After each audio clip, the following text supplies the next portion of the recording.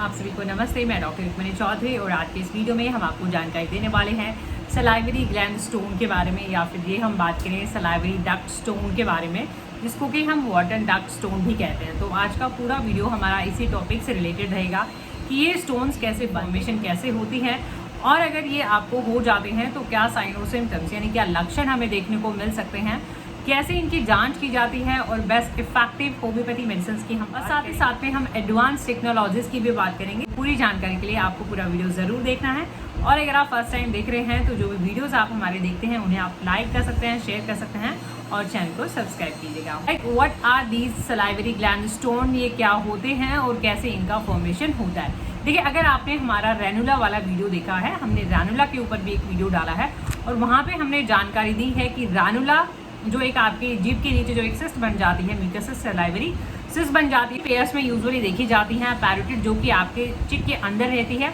सब mandibular gland की अगर हम बात करें तो जो आपके just floor of the mouth पे होती है, यानी बिल्कुल यहाँ पे होती है नीचे।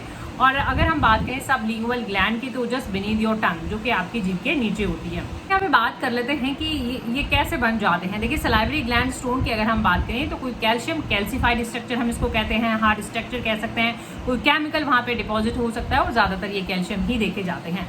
और ज़्यादातर जो हम बात करें सब मैंडिबुलर ग्लैंड जो होती है उनके स्टोन बहुत कॉमनली और ज़्यादातर मेजॉरिटी केसेस में वही जो है स्टोन देखे जाते हैं। और रिस्क फैक्टर्स की अगर हम बात करें कि सलाइवरी स्टोन कैसे बन जाते हैं, क्या वजह है, तो देखिए, अगर हम डायरेक्ट कॉज की बात करें तो वैसा कोई डायरेक्ट कॉज नहीं रहता है कि सीधा सीधा कोई कॉज हो, ऐसा नहीं देखा जाता है।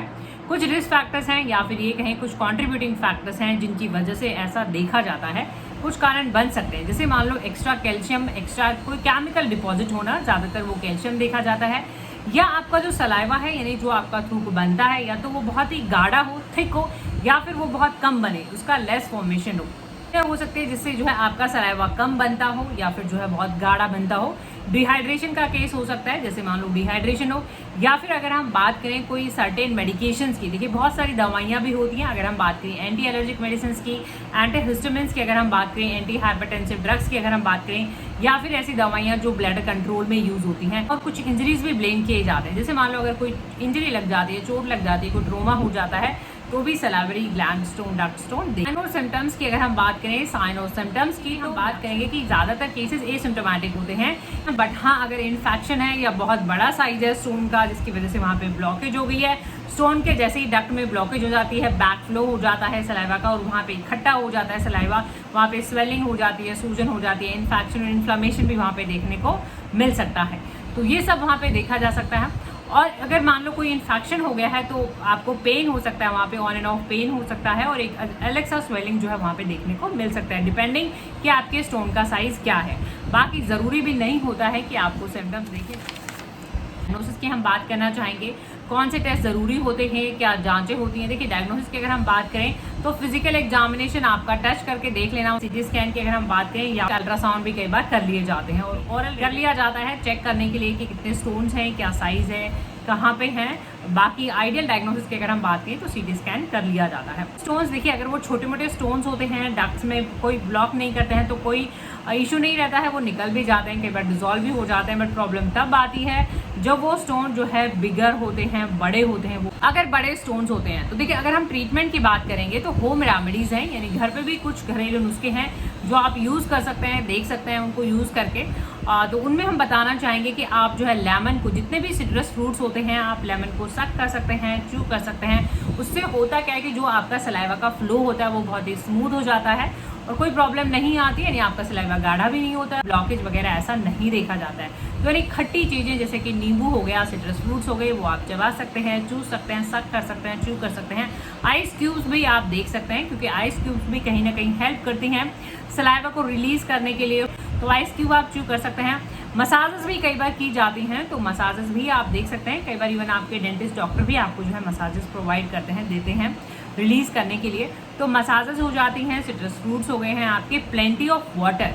देखिए, डिहाइड्रेशन के केसेस में वैसे ही एक सजेशन रहता है कि आप प्लेंटी ऑफ वाटर, पानी ज़्यादा से ज़्यादा लें, ताकि जो है सलाइवा आपका जो अगर थिक गाढ़ा होता है तो वो नॉर्मल रहे, डाइल्यूट हो जाए, और अगर पानी की कमी है तो वो भी एक तरह से फुलफिल हो जाए। तो पानी भी आपको ज़्यादा लेना सजेस्ट किया जाता है। पानी का जो है सिकाई कर सकते हैं, वार्म कंप्रेशन आप कर सकते हैं अगर आपको पेन है, स्वेलिंग है तो उसको रिलीज करने के। एलोपैथी में सर्जिकल प्रोसीजर, देखिए अगर बहुत ज़्यादा बड़े स्टोन्स होते हैं, बिगर होते हैं, तो उनके लिए एडवांस सर्जरीज हैं जिनकी हेल्प आप ले सकते हैं। उनमें हम बताना चाहेंगे सर्जरीज की अगर हम बात करें तो जैसे बात करें कई बार इंसिजन दे के जो है छोटा कट करके आपको लोकल एनेस्थीसिया या फिर जो है लोकल LA और GA करके जो है आपको इंसिजन करके जो है उनको रिमूव कर दिया जाता है। और अगर हम बात करें लेटेस्ट टेक्नोलॉजीज की, दैट इज साइलेंडोस्कोपी। तो साइलेंडोस्कोपी बहुत ही लेटेस्ट प्रोसीजर्स है और मिनिमल इन्वेजिव है। छोटा सा इंस्ट्रूमेंट एंडोस्कोप की हम बात कर सकते हैं, वो आपकी सलाइवरी ग्लैंड जो ग्रंथियां होती हैं उनके थ्रू डाला जाता है, ओपनिंग के थ्रू डाला जाता है और अंदर से पूरा विजुअलाइज कर लिया जाता है, पूरा देख लिया जाता है कि जो है कहाँ पे कितने स्टोन्स हैं, कितने हैं। और यूजुअली ये स्टोन जो है मल्टीपल देखे जाते हैं, तो उन स्टोन को देख के वहाँ पे जो है उनका रिमूवल कर दिया जाता है। तो ये बहुत ही लेटेस्ट और मिनिमल इन्वेजिव है। देखिए होम्योपैथी मेडिसिन की हम यहाँ पे बात करना चाहेंगे जो कि बहुत ही इफेक्टिव हैं इन treating like salivary duct stone कहें या फिर ग्लैंड स्टोन कहें या फिर वाटर डक्ट स्टोन कहें। काफ़ी सारी मेडिसिन रहती हैं। सबसे ज़रूरी ये रहेगा होम्योपैथी में कि आपका इंडिविजुअल केस क्या है, इंडिविजुअल अप्रोच क्या है। सभी मेडिसिन आपको साथ में यूज़ नहीं करनी होती हैं। हर एक केस के अकॉर्डिंग जो है मेडिसिन चेंज हो जाता है कि आपकी इंडिविजुअल क्या मेडिसिन हम यहाँ पे डिस्कस करेंगे। इनके अलावा बहुत सी मेडिसिन देखी जाती हैं और अगर आप यूट्यूब पे देख रहे हैं तो इन सभी मेडिसिन के लिंक आपको नीचे मिल जाते हैं। बात करते हैं हम कैलकेरिया फ्लोर की। देखिए कैलकेरिया फ्लोर एक ऐसी मेडिसिन है जो आपने सुना भी होगा, स्टोन में दी जाती है। हार्डनेस यानी कोई भी ऐसी ग्रोथ है जो हार्ड हो जाती है, सख्त हो जाती है, तो ऐसे केसेस में हम कैलकेरिया फ्लोर प्रेस्क्राइब भी करते हैं। कैलकेरिया फ्लोर कम साइज में लेना है और जहाँ से आप देख रहे हैं वहाँ पे कंपनी के हिसाब से दवा का कलर अलग हो सकता है, साइज भी अलग हो सकता है और पोटेंसी भी अलग हो सकती है। ज़रूरी नहीं है, लेकिन हमेशा दवा का नाम ध्यान रखें, इंडिकेशन कि ऐसे सिम्टम में कौन सी दवा लेनी है। जैसे अगर आपको बहुत हार्डनेस है, इंड्यूरेशन है, तो ऐसे केस में आप कैलकेरिया फ्लोर देख सकते हैं। 1-2 बूंदें लेनी है, सीधा टंग पे जबान पे लेनी है, सुबह दोपहर शाम, दिन में 2-3 बार खाने से पहले और रेगुलरली आपको ये यूज करनी है। हिपरसल्फ होम्योपैथी का एक ऐसा दवा है जो आपको सेंसिटिविटी के केसेस में, यानी अगर आपको बहुत ज़्यादा दर्द होता है, पेनफुल आपका कंडीशन है, टेंडरनेस है यानी पेनफुल टू टच है, बहुत ही ज़्यादा सेंसिटिविटी है, ऐसे केस में आप हिपरसल्फ ले सकते हैं। इवन इन्फेक्शन की अगर इतना ज़्यादा प्रॉब्लम है कि इन्फेक्शन भी वहाँ पे हो गया है, तो ऐसे केस में आप हिपरसल्फ देख सकते हैं। सपोरेशन पास फॉर्मेशन में लेना वैसे ही रहेगा, 1-2 बूंदें सुबह दोपहर शाम, खाने से पहले और रेगुलरली यूज़ करना है, जैसे आपको आराम के बंद भी कर सकते हैं। नेक्स्ट मेडिसिन हमने रखा हुआ है यहाँ पे कैलकेरिया फॉस।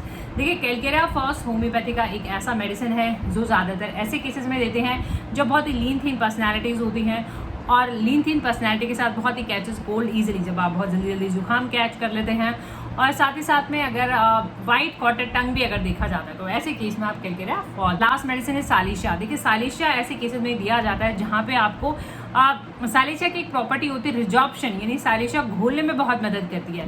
तो ऐसे केसेस में जहाँ पे जैसे मान लो कोई डिजॉल्व डिपोजिशंस होता है और उसको घोलना रिक्वायर्ड रहता है, तो ऐसे केसेस में सालिशा टिश्यू को डिजॉल्व करती है, रिजॉर्ब करती है, एक तरह से रिजॉर्प्शन।